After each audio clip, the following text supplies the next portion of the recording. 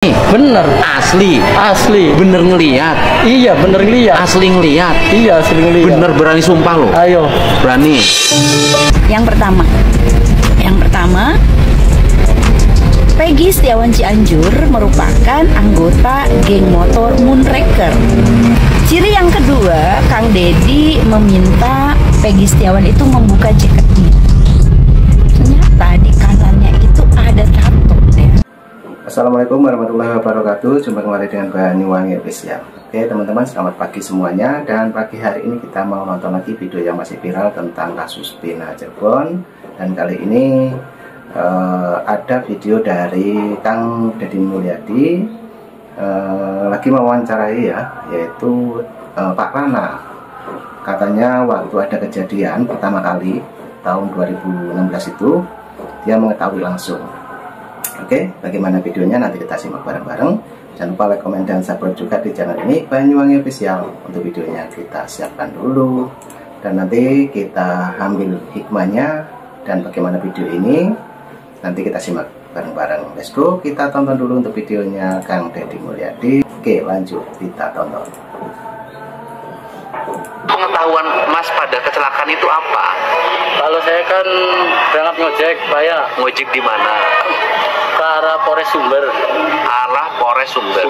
Ngojek dari rumah kan jam 10 kurang seperempat. Dari rumah semalam. Iya, malam. Jam 10 kurang seperempat malam. Terus arah Sumber kan. arah Sumber. Polres. Terus Balik lagi kan. Ada orang berantem di mana? di Jalan Layang. Di Jalan Layang ada orang berantem. Siapa yang berantem? Itu perempuan itu yang mati tuh. Perempuannya berantem. Ya enggak, perempuannya si laki-lakinya tuh digeroyok, satu digeroyok Dua. Yang keroyoknya pakai apa? pakai kaos semua, Pak. Kaos apa? Kaos hitam. Ada tulisannya enggak? Enggak ada.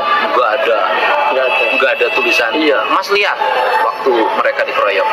Ya lihat terus saya yang nerai Di jembatan keroyoknya.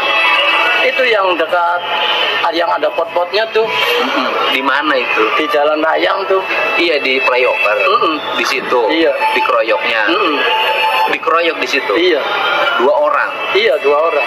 Kemudian ketika dikeroyok, kemudian Mas apa yang dilakukan? Saya bisa. Kata saya. Bisa? Iya, bisa. Kamu tuh masih sekolah, jangan berantem-berantem. Bener nih. Bener. Asli. Bener ngeliat. Iya, bener ngeliat. Asli ngeliat. Iya, asli ngeliat. Bener berani sumpah lo. Ayo. Berani.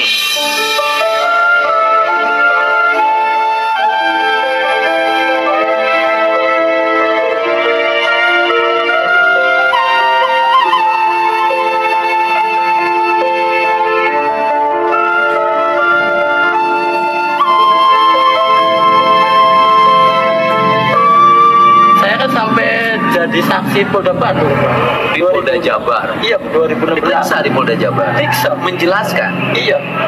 Terus yang 2 orang yang pakai kaos itu yang ditangkap sekarang? Ya bukan, Pak. Beda. Beda. Bukan yang ditangkap sekarang? Bukan. Bukan. Nah kan di Cirebon saya ikut sidang 2 kali. Dijelasin. Ya dijelasin, Pak. Dijelasin sama hakim gimana? Ya diem baik.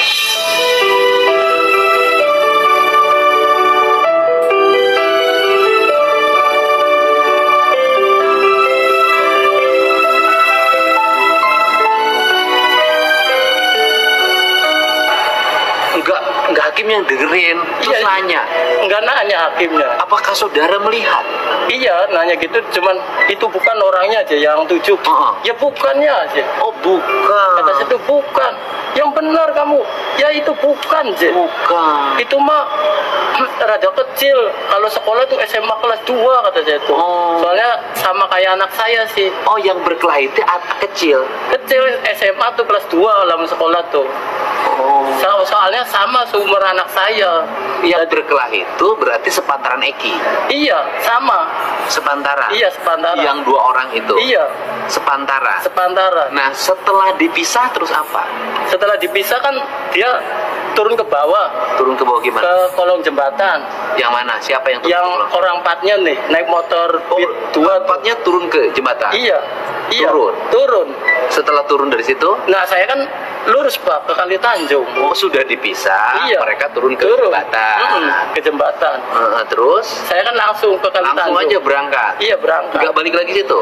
Ya balik lagi, kalau kita kan sampai jam 1 Pak balik. Jam 1 balik lagi. Ya kan berarti kan ke sana kan berarti kan setengah 11 nyampe Kali Tanjung. Nah, balik lagi kan. Ketika balik lagi ke Sumber, Ya nggak ada. peristiwa itu dengernya kapan? Nah, dengernya tuh pas di SMP 11 tuh. SMP 11. Iya. Ada orang meninggal sih, gitu kan. Nah, saya kan taunya kan di jembatan, saya tuh yang bisa orang dua itu tuh.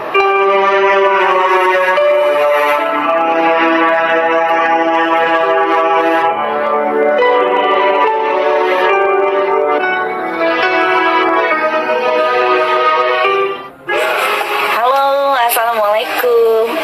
Netter. Nah, oke teman-teman, itu tadi juga Kang Deddy Mulyadi ngobrol santai ya bersama Pak Rana kalau nggak salah, memberikan keterangan bahwa waktu ada perkelahian itu dia yang misah gitu, waktu dia lewat di jalan itu, yaitu Pak Rana sebagai Gojek. Oke teman-teman, ini juga ada tanggapan dari netizen. Oke, kita tonton dulu bagaimana kritikannya, kita simak bareng-bareng. Yang sama seperti aku mendukung Peggy Setiawan untuk bebas. Ini ada berita nih ya, konten atau informasi ya dari Kang Deddy Mulyadi. Mungkin ini bisa menjadi bahan pemikiran netizen semua, karena ini belum menjadi, kalau berdasarkan info ini belum menjadi bahan pemikiran pihak polisi, bahwa sekurang-kurangnya itu ada sekitar 5 ciri-ciri di Peggy Cianjur yang sama nih dengan kriteria DPO, dibandingkan dengan Peggy Setiawan yang ditangkap di Bandung. Justru Peggy Cianjur ini memiliki banyak kesamaan ciri-ciri. Oke, yang pertama Peggy Setiawan Cianjur merupakan anggota geng motor Moonraker. Kalau ada ya suatu analisa bahwa ini adalah perseteruan antar geng motor, salah satunya adalah Moonraker dengan XTC. Nah, ciri ini masuk yang pertama. Ciri yang kedua, Kang Deddy meminta Peggy Setiawan itu membuka jaketnya. Ternyata di kanannya itu ada tato ya, atau macan iblis kayak gitu ya. Nah, karena ciri DPO yang kedua juga adalah bertato. Kemudian ciri yang ketiga ada telinga Peggy Setiawan Cianjur ini ada tanda bekas jahit gitu ya. Jadi kalau karakteristik ada lubang telinga yang besar, kemudian dikaitkan ke Peggy Setiawan Cianjur, ini masih masuk karena ada bekas jahit di telinga, seperti jahit lubang telinga. Kalau Peggy Setiawan itu telinganya kiri kanan mulus. Peggy Setiawan yang ditangkap di Bandung itu mulus, nggak ada bekas-bekas jahitan. Kemudian yang keempat adalah Peggy Setiawan Cianjur ini kan memiliki kesalahan dari NIK. Meskipun oleh Pak Lurahnya itu diklaim, dibela bahwa Peggy belum membetulkan NIK-nya. Seorang lurah, sekolahnya lulusan apa, logikanya nggak masuk ya. Masa di usia hampir 30 tahun NIK yang salah belum dibetulkan? Padahal NIK ini dipakai dalam berbagai kegiatan. Misalnya ya, jangan jauh-jauh nih, beli tiket kereta aja NIK-nya harus betul, ke bank harus betul, karena kan sistem sekarang itu langsung terkoneksi ya. Kalau memasukkan NIK dengan data nggak cocok itu langsung muncul. Apalagi sekarang juga sama, misalnya banyaklah kegiatan-kegiatan yang di situ memerlukan verifikasinya berdasarkan NIK. Ya, kalau nggak SIM kan KTP, kalau KTP masuk nik. Tapi nggak masuk akal juga sih kalau sampai umur hampir 30 nik yang salah ini belum dibetulkan. Kemudian yang kedua, di akte kelahiran Peggy Cianjur juga ini ada kesalahan juga loh. Di sana di aktenya tertera Peggy Setiawan itu seorang perempuan. Itu juga kata Pak Lurah belum dibetulkan. Serius ya, orang betah punya akte, orang tua betah punya akte, anaknya yang sampai umur 30 mau 30 tahun, padahal laki-laki dia perempuan. Apakah dia selama ini masuk sekolah? Kan dia katanya lulusan SMK. Setidaknya ya, ketika masuk sekolah itu kan butuh juga verifikasi dari akte. Atau mungkin ada kebutuhan-kebutuhan lain yang harus melampirkan akte kelahiran. Serius ya Pak Cecep, sampai umur anaknya 30 tahun, kesalahan nik dan di akte ketera perempuan Bapak belum betulkan. Ini terkoreksi malah oleh Kang Dedi setelah umur si Peggy itu hampir 30 tahun. Nah, itu baru 5 ya, itu baru 5. Belum mungkin nanti ada kesamaan-kesamaan lain dan kejanggalan ya. Misalnya kayak Peggy Setiawan Cianjur menggunakan cincin blue sapphire yang kalau disama-samakan dengan harga yang tertera di website blue sapphire itu hampir 700 juta. Harus dikatakan itu titipan. Nah, banyak pokoknya. Nah, saya mengajak netizen untuk menjadi bahan berpikir agar semangat. Jadi ketika kita mendoakan semoga Peggy tetap bebas, lewat kiri. Ketika Peggy Setiawan biar cepat bebas, Allah mudahkan jalannya untuk bisa bebas. Nih, hati kita semangat nih kalau tahu memang ada sedikit banyak karakteristik atau ciri-ciri Peggy Setiawan Cianjur yang justru lebih banyak masuk nih berkaitan dengan DPO dibandingkan Peggy Setiawan yang ditangkap di Bandung. Tahu kasus ini dari keluarga sendiri. Tadi juga ada ibu-ibu yang memberikan komentarnya, memberikan ciri-ciri dari Peggy Setiawan. Oke, ini juga ada masnya yang memberikan ini ya, keterangan-keterangan yang mengenai XTC ataupun tentang geng-geng motor ya. Ini lebih tahu, mungkin kita simak dulu untuk videonya. Lanjut, let's go. Keluarga ini, keluarga saya juga dari aparat juga. Jadi alasannya kenapa bisa tahu semuanya itu ya karena orang dalam sendiri. Nah, kalau kalian tahu ya, Facebooknya Peggy Setiawan yang kuli bangunan itu udah diretas sama penyidik.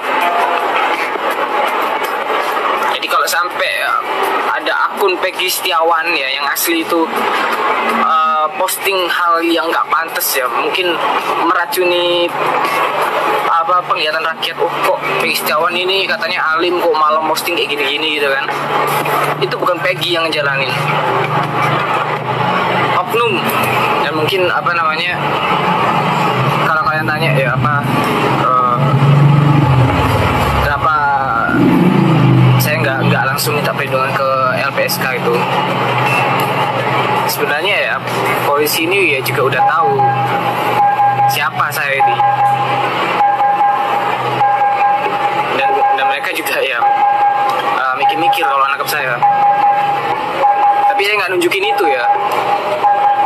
Saya pun bergerak bikin video kayak gini tuh personal juga. Terus ada juga teman yang bantu juga, dia juga di bidang IT juga. Kalian juga ya yang nggak kenal saya juga nggak kenal kalian juga bantu, itu hebat. Saya juga kalau ada yang DM atau yang ngirim apa, saya nggak tunjukin siapa yang ngirim. Kenapa? Bahaya banget. Yang diincar nanti kalian yang ngirim itu. Ada satu komenan tanya ke aku, "Bang, kenapa aku nggak muncul di TV kayak saksi-saksi yang lain?" Ada tawaran, sebenarnya ada tawaran untuk acara undang TV ya. Tim kreatifnya juga minta nomor WA, minta janjian untuk ketemu di TV. Kenapa saya nggak muncul? Saya nolak. Pertama apa? TV ini harus dihati-hati. Kalau kalian pernah lihat ya, kalian coba search, ada seorang mahasiswa namanya Bintang. Itu dibagi di mata Najwa setelah dia ngungkap beberapa kasus. Dia langsung redup. Kalau saya nurutin masuk ke TV, ya, yang perlu saya siapkan ya pengawalan. Harus ada yang awal saya di situ. Kenapa? Kalau saya maju sendiri ke situ, ya pasti langsung diculik tuh. Dalam perkembangan kasus terbaru pembunuhan Vina, keadaan semakin rumit dengan munculnya berbagai saksi hingga keterlibatan tersangka utama, Peggy Setiawan alias Peron. Saat proses penyelidikan kasus pembunuhan Vina Cirebon dan Tejo berlangsung, Rudiana ayah Eki tak menampakkan kehadirannya ke publik. Sebelumnya ia sempat hadir di hadapan masyarakat melalui akun Instagram, dan informasi terbaru menyebut bahwa ia sedang diperiksa oleh kepolisian.